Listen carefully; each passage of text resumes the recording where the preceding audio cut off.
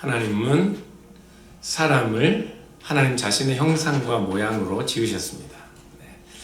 하나님께서 사람을 자기 형상과 모양으로 지으셨다는 그 말은 첫 번째로 하나님이 사람을 어떻게 해요? 친밀하고 특별한 사랑과 친교의 대상으로 지으셨다는 것을 의미합니다. 그래서 죄는 하나님과 사람과의 그 친밀한 관계를 파괴하는 것이고, 구원이라는 것은 하나님과 사람 사이에 파괴되었던 그 친밀한 관계를 다시 회복하는 것입니다. 그래서 우리가 구원을 받았다는 것은 하나님과 파괴되었던 친밀한 관계가 다시 회복되는 것을 의미하기 때문에 예수님은 우리에게 하나님을 어떻게 부르라고 했어요? 친밀한 호칭으로 아빠, 아버지 그렇게 부르라고 하셨고, 에베소서 2장을 보시면 바울은 예수 그리스도께서 자기의 몸으로 하나님과 우리 사이에 막힌 담을 허무셨다고 그렇게 말씀하고 있습니다. 그래서 우리가 하나님이 사람을 자기 형상과 모양으로 지으셨다는 말이 무슨 의미인 줄 알면 구원이 우리에게 가져오는 결과가 무엇인지 잘 알 수 있습니다. 친밀한 관계를 회복하는 거예요, 하나님과. 두 번째 의미는 하나님이 우리를, 사람을 자기 형상과 모양으로 지으셨다는 말은 어떤 의미라고요? 우리로 지으셨다는 말입니다. 하나님이 영원 전부터 하나님이 한 분이시지만 그러나 아버지와 아들과 성령이 우리 공동체로 계셨던 것처럼, 한 분이시지만 아버지와 아들과 성령이 한 분으로 계셨던 것처럼 사람을 지을 때도 남자와 여자를 한 몸으로 우리로 지으셨다는 것을 의미해요. 그래서 죄는 우리 안에 있는 관계를, 우리를, 그 친밀한 교제를 파괴하는 것이 죄이고, 구원이라는 것은 우리가 하나님과 그 친밀한 관계를 회복하듯이 어떻게 해요? 우리도 서로의 친밀한 관계를 회복하는 것이 구원입니다. 그래서 예수님께서는 제자들에게, 사람들에게 원수라도 사랑하고 핍박하는 자들을 위하여 기도하라고 말씀하셨고, 에베소서 2장에서는 계속해서 어떻게 말씀하셔요? 그리스도께서 하나님과 우리 사이에 막힌 담을 허문 것처럼 우리 사이에 친히 화평을 이루셔서 둘을 하나로, 한 몸으로 새 사람을 지으셨다고 그렇게 말씀하고 있습니다. 그러니까 우리는 구원, 그러면 나와 하나님 간의 관계만 회복하는 것으로 생각하면 그건 반쪽만 알고 있는 거예요. 하나님이 사람을 하나님의 형상과 모양으로 지으셨기 때문에 하나님과의 친밀한 관계뿐만 아니라 우리 안에도 친밀한 관계, 사랑의 교제가 넘쳐나도록 지으셨는데, 하나님과의 관계는 해결이 됐는데 우리 안에 있는 관계가 해결되지 않는 때가 많습니다. 교회가 그리스도 안에서 우리가 한 몸이라는 사실을 잃어버리면, 요한계시록 2장에서 에베소 교회를 향하여 하나님께서 말씀하셨던 처음에 우리가 가졌던 그 사랑, 하나님을 사랑하듯이 형제를 사랑하는 그 사랑의 자리에서 우리가 떨어져서 하나님은 그 일로 인하여 우리의 촛대를 옮기신다고 하실 정도로 우리의 친교를 회복하는 것은 정말 중요한 일입니다. 사랑하는 여러분, 저는 우리 교회가 그런 사랑의 친교를 나누었으면 좋겠습니다.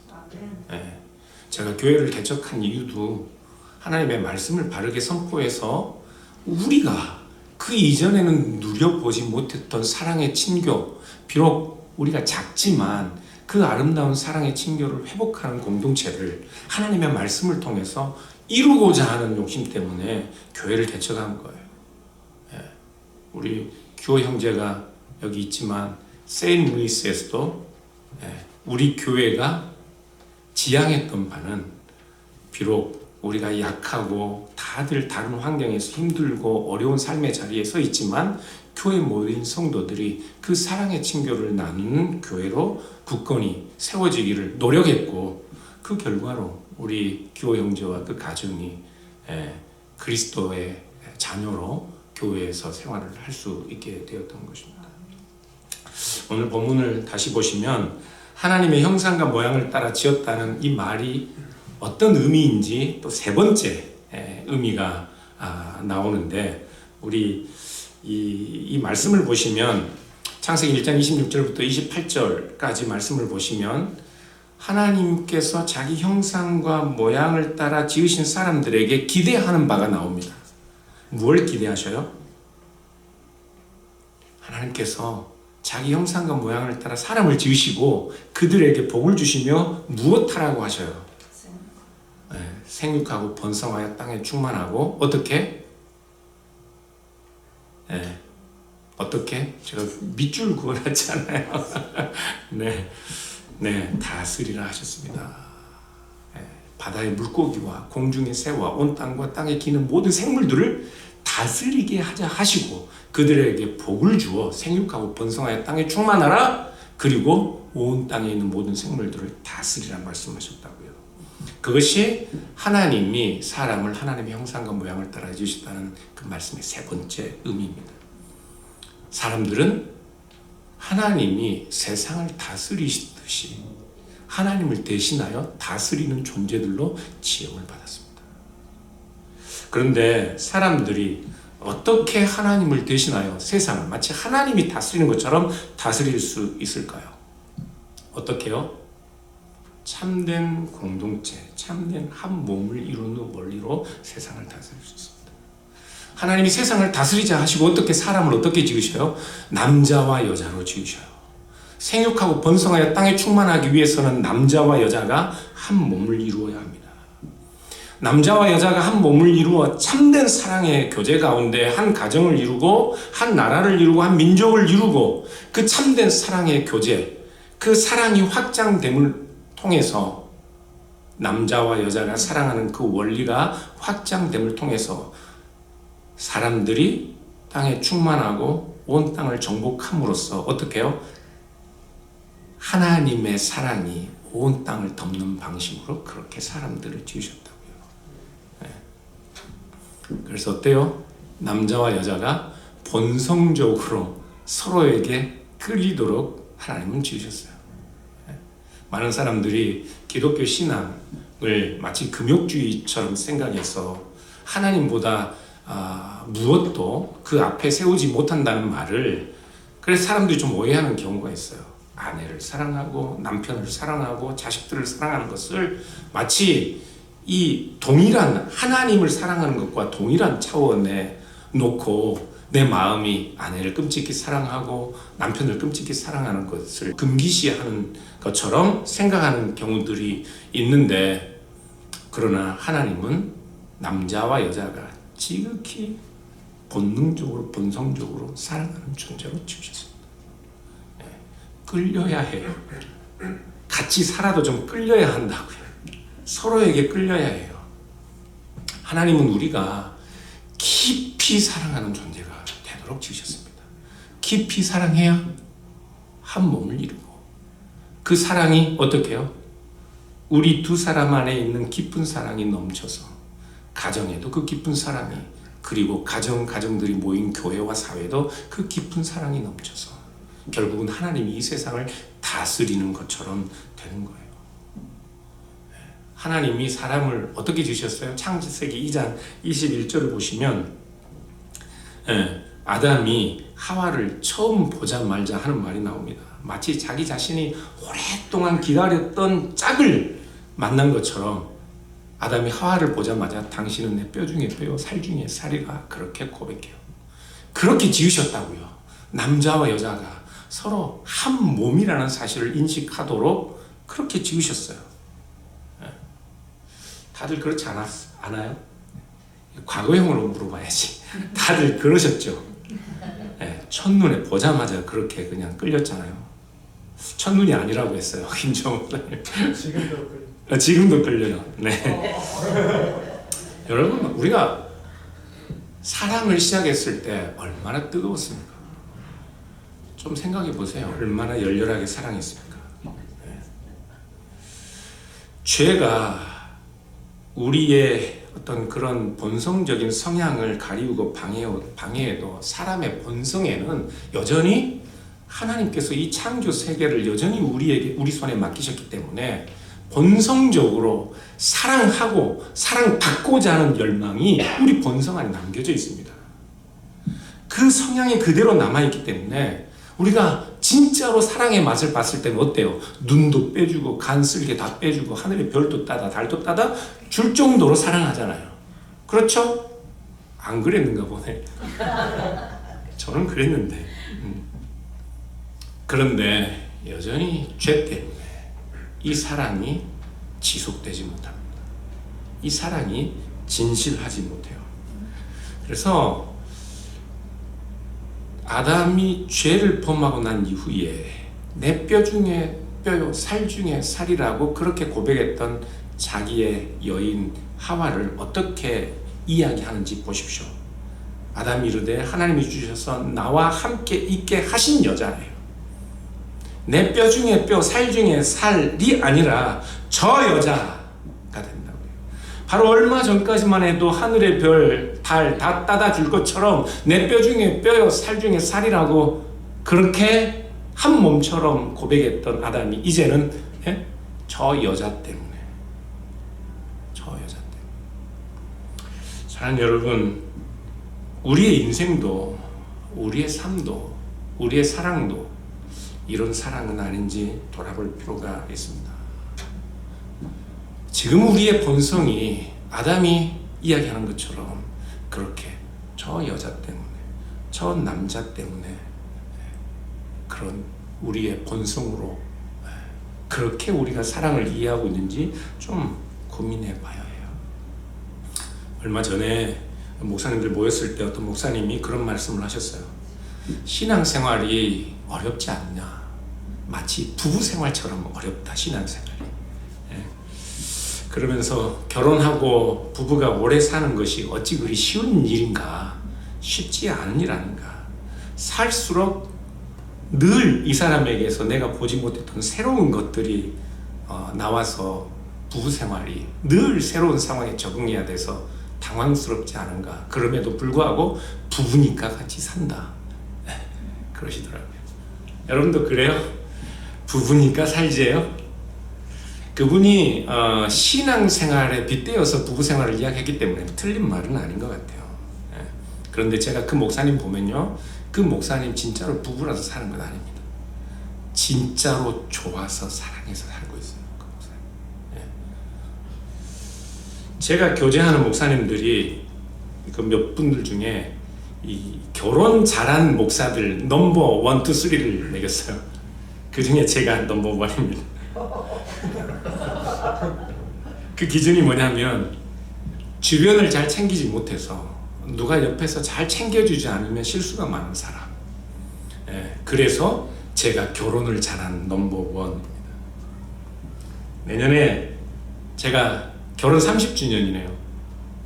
결혼 30주년인데 단 한 번도 결혼 기념일을 아내에게 챙겨준 적이 없습니다. 내년에는 30주년이니까 정말 미안하기도 하고 고맙게도 아내가 그걸로 저에게 컴플레인을 안 하니까 결혼을 잘하긴 한 것 같아요. 내년에는 여러분들이 허락해 주시면 한 일주일 정도 좀 결혼 기념일을 챙기고 싶은데 30년을 살면서 저는 확실해지는 게 있어요. 나는 아직도 아내에게 미안하고, 그래서 아직도 나는 아내가 고맙습니다. 변함없이. 오늘 그 자리 잘 앉으셨어요. 네, 언젠가 아내도 그러더라고요. 자기도 항상 미안하고 항상 고맙다고. 닭살인가요? 네, 여러분 좀 슬프지 않아요? 생각해보면 더 사랑해주지 못하고 더 미안해주지 못하고 나를 더 많이 주지 못하는 것이 슬프지 않아요? 슬프지 않습니까? 더 사랑해주지 못하고 더 사랑받지 못하고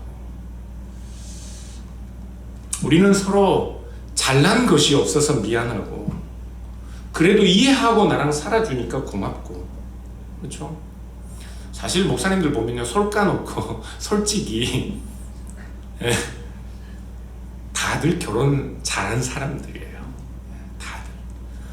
다들 결혼 잘하는 사람들이에요. 살다 보면 무슨 일이든지 항상 미안하고 항상 부족하고 노력해도 항상 채워주지 못하는 것이 슬퍼요. 여러분 창세기 3장 16절 후반부를 보시면 범죄한 아담과 하와가 에덴 동산 밖으로 쫓겨나갈 때 하나님이 하시는 말씀이 있는데요. 하나님이 자신의 형상과 모양을 따라 지으신 사람들, 여자와 남자의 관계, 이 세상을 다스려야 하는 그 사람의 권위가 어떻게 파괴되고 있는지를 보여줍니다. 한번 같이 읽어볼까요? 한번 읽어보겠습니다.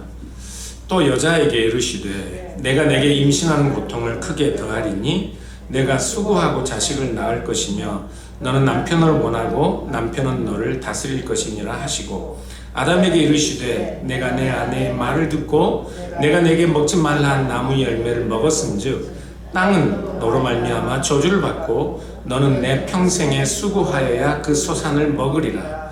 땅이 내게 가시덤불과 엉겅퀴를 낼 것이라. 내가 먹을 것은 밭의 채소인즉 내가 흙으로 돌아갈 때까지 얼굴에 땀을 흘려야 먹을 것을 먹으리니 내가 그것에서 취함을 입었습니다. 너는 흙이니 흙으로 돌아갈 것이니라 하시니라. 아멘. 창세기 3장 15절을 보면 하나님께서 온 땅에 기는 것과 모든 생물들을 다스리라고 하셨는데 창세기 3장 15절을 보면 사람이 다스려야 하는 뱀이 사람의 발 뒤꿈치를 묵니다. 하나님께서 자기 형상과 모양을 따라 사람들에게 온 세상을 사랑으로 통치하도록 그렇게 지으셨는데 자연히 우리가 다스려야 하는 세상이 우리를 거역하게 되었습니다. 땅이 가시덤불과 엉겅퀴를 내고 있어요. 남자는 어떻게 해요? 여자를 다스립니다. 여자는 그것이 못마땅하고 부당해서 언제나 남자의 지위를 불평하며 노립니다. 사람이 자연과 우리가 다스려야 하는 세상과 원수가 되고 남자와 여자가 서로 원수처럼 됩니다. 세상이 자연히 우리에게 발 뒤꿈치를 물듯 우리를 거스리니까 어떻게 해요? 이 세상을 살려면 당연히 큰 힘이 있어야 됩니다. 그러니 이 세상은 힘이 있는 자가 생존에 유리하고 고대로부터 지금까지 동서고금을 막론하고 여자에게는 불평등한 힘이 없는, 힘이 약한 여자들에게는 불평등한 힘이 센 남자들이 다스리는 남성 지배의 가부장적 사회가 뿌리를 내리고 지속되어 왔습니다. 남자들은 그 힘을 마치 자신의 특권처럼 생각하고 더욱더 여자들을 다스리려고 하고 여자들을 자신의 소유처럼 여기고 위에 군림하는 그런 가부장으로서의 특권을 포기하지 않고 지금까지도 그런 사람들이 있고 지금도 여전히 세상의 많은 곳은 남자와 여자 그 성차별을 당연한 것으로 주장하는 그런 사회, 그런 문화, 그런 사람들이 많습니다. 세상은 여전히 힘 있는 남성들이 지배하는 세상입니다. 네. 그러니 세상에 평화가 하나님이 세상을 다스린 것처럼 그런 사랑의 통치가 실현될 수가 없죠. 그런데 역사적으로 실제로 그 심각한 남성 지배의 사회적 구조에 금이 가기 시작한 때가 있습니다. 역사적으로 남성이 힘으로 세상을 지배하는 것이 당연하게 여겨지던 그 상황에 금이 가고 그 구조가 역전되기 시작한 때가 있었다고요. 기독교와 함께 그 일이 시작됐습니다. 예수 그리스도와 함께 그 일이 시작됐다고요. 우리 주님께서는 당시에 모든 사람들이 당연하게 여기던 가부장적인 사회 구조에서는 감히 아무도 상상할 수 없는 그런 파격적인 행동, 파격적인 말씀들을 전하셨습니다.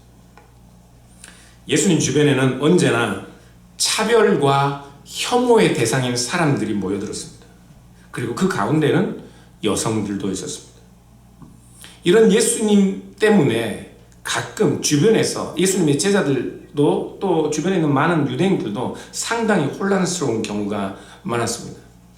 요한복음 4장을 보시면 예수님께서 갈릴리로 가시는 길에 일부러 수가성을 지나시는데 그곳에서 5번 결혼했던 수가성 여인을 만나시고 그 여인에게 직접 먼저 말을 건네고 계십니다.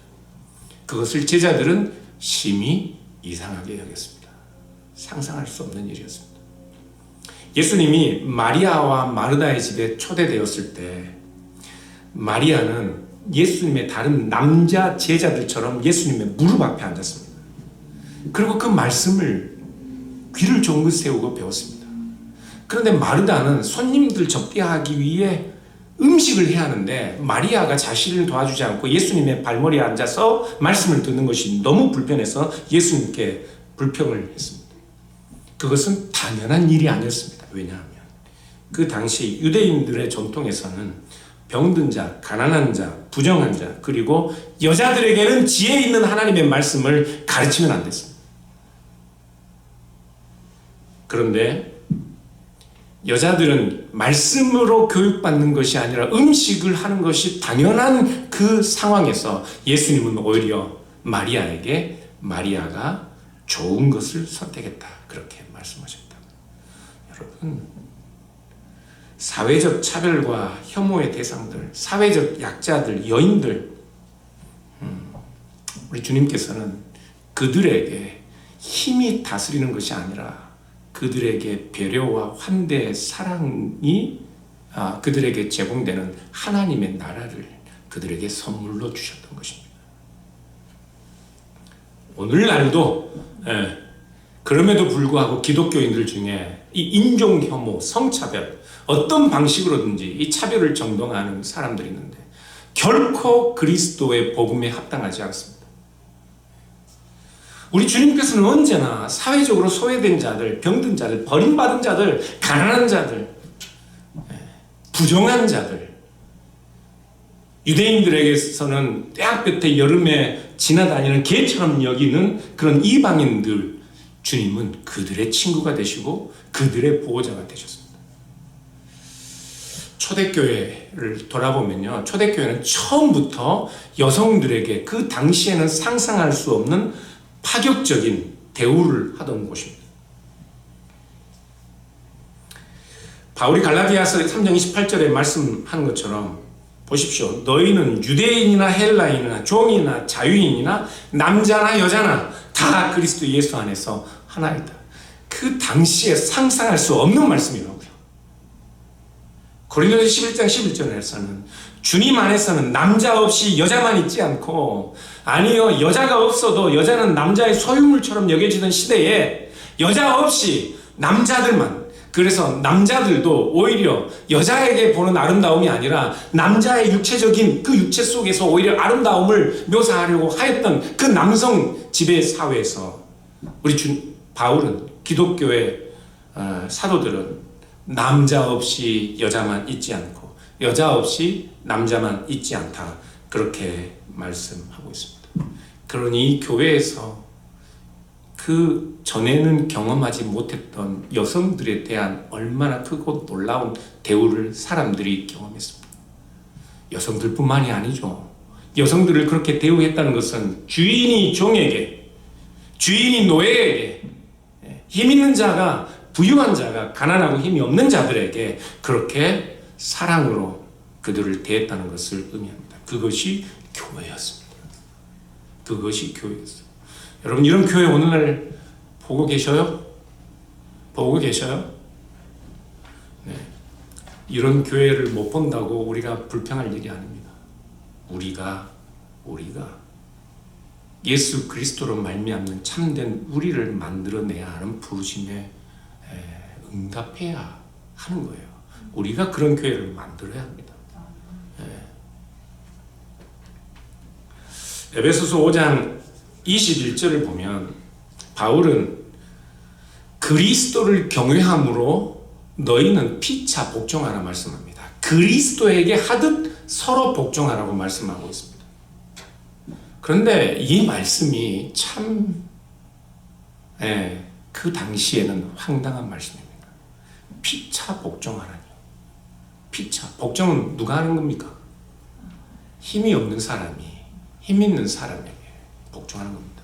노예가 주인에게, 아내가 남편에게 복종하는 거예요. 그건 당연한 것이었습니다. 그런데 그때 뭐라고 말씀하셔요? 피차 복종하라. 주인도 종에게, 주인도 노예에게, 남편도 아내에게 서로가 피차 복종하라. 네. 피차 복종하라. 여러분은 이 피차 복종하라는 말이 어떻게 들려요? 네. 여러분 어떠세요? 5장 22절 이하를 보시면 이 바울이 그 아내들에게 자기 남편에게 복종하기를 그리스도에게 하듯 복종하라고 말씀합니다. 아내들에게, 그렇죠? 남편이 아내의 머리 되는 것이 그리스도께서 교회의 머리 된 것 같으니 남편의 권위를 존중하여 그리스도께서 몸의 구주이신 것처럼 그렇게 아내들도 범사에 남편에게 복종하라고 말씀하고 있습니다. 이 말씀은 오늘날 여기 앉은 여성분들이 듣기에는 좀 거북하고 불편한 말씀이지만 그 당시에는 어떤 말씀이었을까요? 너무나도 당연한 말이었습니다.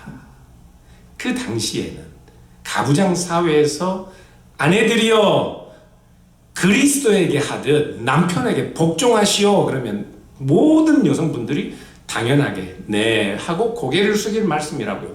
어떤 도전도 어떤 새로운 내용도 없습니다. 여기에. 그런데 그 다음부터 남편들에게 하는 말씀은 오늘날도 상상하기 힘든 2000년 전엔 더더욱 상상할 수 없는 말씀이 나옵니다. 무슨 말씀을 하고 있는지 남편들이 한번 읽어보시죠. 남편분들이 큰 소리로 한번 읽어보세요. 시작. 아내 사랑하기를 그리스도께서 교회를 사랑하시고 그 교회를 위하여 자신을 주신같이 하라. 이는 곧 물로 씻어 말씀으로 깨끗하게 하사 거룩하게 하시고 자기 앞에 영광스러운 교회로 세우사 티나 주름 잡힌 것이나 이런 것들이 없이 거룩하고 흠이 없게 하려 하심이라. 이와 같이 남편들도 자기 아내 사랑하기를 자기 자신과 같이 할지니 자기 아내를 사랑하는 자는 자기를 사랑하는 것이라. 계속해서 읽겠습니다. 누구든지 언제나 자기 육체를 미워하지 않고 오직 양육하여 보호하기를 그리스도께서 교회의 함과 같이 하나니 우리는 그 몸의 지체임이라. 그러므로 사람이 부모를 떠나 그의 아내와 합하여 그 둘이 한 육체가 될지니 이 비밀이 크도다. 나는 그리스도와 교회에 대하여 말하노라. 그러나 너희도 각각 자기 아내 사랑하기를 자신같이 하고 아내도 자기 남편을 존경하라. 아멘. 아멘 하시나요? 네, 들으셨죠? 우리가 증인으로 이 언급하고 있는 내용 감사합니다. 제가 증인이 되겠습니다. 우리가 여기 보면요, 언급하고 있는 내용이 너무나도 많은 차이가 있습니다. 바울은 아내들에게 권면할 때는 고작 3절로 말씀합니다. 그런데 남편들에게는 9절을 하려 합니다. 9절. 남편들에게 할 말이 3배나 많아요. 성경은 남편들에게 말씀하고 있는 내용이 훨씬 많습니다. 성경은 세상에 가난하고 배고픈 사람들에게 견뎌라 라는 말씀보다 힘있고 자기 능력으로 사는 줄 아는 사람들에게 하나님의 심판을 경고하고 그들에게 높은 자리에 내려와 오히려 힘이 없고 연약한 아내들을 하나님께서 그 연약한 자들을 돌보시듯이 하나님께서 이 세상을 다스리듯이 그들을 사랑하라. 그리스도께서 그 몸을 흠이 없는 것처럼 세우시기를 원하는 것처럼 자기 아내가 흠도 없고 다른 사람들에게 원망받을 것이 없도록 아내를 챙겨라 말씀하고 있는 거예요. 남자들이 이미 잘하고 계신 분들도 계시지만 더 잘해야 됩니다. 더 잘해야 돼요. 똑같이 피곤하고 똑같이 힘들어도 남편은 누워서 TV 보고 유튜브 보고 아내들은 똑같이 힘들어도 설거지해요. 미안한 마음도 없고 내가 하겠다는 말도 안 해요. 근데 청소 다 잘 하시고 설거지 잘 하시는 분들인데 그런다고 옆에 가가지고 설거지하고 있는 분에게 가서 내가 도와줄까? 그러면 안 된대요. 네. 이미 잘 알고 계시네요. 도와줄까? 그러면 설거지는 당연히 아내만 하는 일이기 때문에 내가 도와주는 일이 되는 거예요. 말 조심해야 돼요. 내가 할게. 당신 좀 쉬어. 힘들지. 피곤하지. 그렇게 해야 되는 겁니다. 사랑하는 여러분, 우리가 어떻게 그리스도인으로 예수 그리스도로 말미암아 구원받은 하나님의 백성들로 하나님의 형상으로 지음받은 하나님의 그 형상을 이 세상에 드러낼 수 있겠습니까? 어떻게 하나님이 우리를 통해 하나님이 마치 내 가정을 다스리고 내 이웃을 다스리고 이 세상을 다스리는 것처럼 어떻게 그렇게 살 수 있어요? 사랑해야 합니다. 자기를 포기할 수 있어야 돼요. 자기를 희생할 수 있어야 합니다. 아내와 남편이 먼저 사랑해야 돼요. 사랑해야 돼요. 골로새서 1장 15절에서 말씀하시기를 그리스도는 보이지 않은 하나님의 형상이라고 말씀합니다. 보이지 않는 하나님의 형상이라는 이 말씀은 그가 모든 만물을 다스리시는 분이라는 말씀이에요. 그래서 18절부터 20절까지를 보시면 이렇게 말씀하고 있어요. 그는 몸인 교회의 머리시라. 그가 근본이시요 죽은 자들 가운데서 먼저 나신 이시니 이는 친히 만물의 으뜸이 되려 하시며 아버지께서는 모든 충만으로 예수 안에 거하게 하시고 그의 십자가의 피로 화평을 이루사 만물 곧 땅에 있는 것들이나 하늘에 있는 것들이 그로 말미암아 어떻게 해요? 자기와 화목하게 되시기를 기뻐하시니라. 우리 주님께서 만물을 다스리시는 하나님의 형상이라고 말씀하시는 것은 하나님께서 예수 그리스도를 통하여 예수 그리스도의 십자가 피로 말미암아 화평을 이루사 만물 땅에 있는 것들이나 하늘에 있는 것들이 그로 말미암아 하나님과 화평을 누리게 하기 위함이라고 말씀합니다. 사람이 사랑으로 연합하는 것, 진짜 사랑하는 것, 진짜 사랑하기 때문에 항상 미안한 것, 진짜 사랑하기 때문에 항상 나의 부족함을 보는 것, 진짜 사랑하기 때문에 더욱 노력하는 것, 그 사랑을 통해 사랑하는 여러분, 여러분의 가정에도 하나님이 다스리는 것 같은 그런 화평의 통치가 시작되는 것이고 그런 형제들, 가족들, 그런 교회 안에서 그런 모임을 통해 하나님의 그 다스리시는 통치가 우리 가운데 온전히 드러나게 되는 것입니다. 요한계시록 5장이나 요한계시록 20장을 보면 하나님 앞에서 우리가 제사장으로 땅에서 왕 노릇한다고 말씀하고 있습니다. 하나님 앞에서 우리가 제사장으로 이 세상을 하나님 앞에 봉헌하는 사람들처럼 이 땅에서 왕 노릇해요. 어떻게 해요? 사랑함으로써. 어떻게 우리가 이 세상을 다스려요? 사랑함으로써. 그럼 사랑하는 여러분, 하나님이 우리를 자신의 형상과 모양으로 지으셨다는 이 사실이 어떤 의미인지 기억하시기 바랍니다. 첫 번째, 뭐라고요? 하나님이 우리를 지극히 사랑하시는 친밀한 사랑의 대상으로 지으셨습니다. 나만이 아니라 여기 앉아 계신 모든 분들을. 왜 여기 앉아 계신 모든 분들이 참으로 귀하고 그분들을 존중해야 하며 세상에 우리보다 못하고 힘이 없고 자기 자신 안에는 존경받고 대우받을 만한 능력이 없는 사람들까지라도 그들의 인권을 존중하고 그들의 존엄성을 우리가 지켜야 해요. 그들 안에 있는 것 때문이 아니라 우리 안에 있는 것 때문이 아니라 하나님이 지으신 모든 사람들 어떻게 친밀한 사랑의 대상으로 지으셨기 때문에 그 하나님의 사랑 때문에 하나님의 사랑을 받고 있는 그들을 우리가 업신여길 수 없기 때문에 어떤 인종을 불문하고 어떤 사회적인 그런 신분을 불문하고 그들을 존중하고 존경하고 인정해야 하는 것입니다. 두 번째, 하나님이 그 형상과 모양을 따라 지으신 것이 어떤 의미라고요? 우리로 지으셨습니다. 우리로 지으셨다고요. 어떤 상황에서도 우리를 포기해서는 안 됩니다. 어떤 상황에서도. 네, 여러분 교회 다니다가 문제가 생겨서 교회를 나갈 수도 있어요. 괜찮아요. 여러분들이 정말 이 교회는 너무 힘들어 나가실 수도 있어요. 그러나 우리를 포기하면 안 됩니다. 내가 언제나 함께 어우러져 여기가 아니면 다른 곳에서라도 우리를 만들어야 해요. 그 사랑 안에서 다른 사람들을 용납하고 허용할 수 있는 능력을 키우셔야 한다고요. 그런데 우리는 여기에서 문제가 생기면 우리를 포기하고 살아요. 저 교회를 가도 자기 혼자 스스로 고립되어 다른 사람들과의 관계를 거부하고 산다고요. 아니요, 하나님은 우리를 지으셨어요. 세 번째, 우리가 이 세상을 하나님이 다스리듯 다스리는 존재로 지으셨습니다. 어떻게 다스려요? 사랑으로. 어디서부터 시작해야 합니까? 가정에서부터. 남자와 여자가, 남편과 아내가 먼저.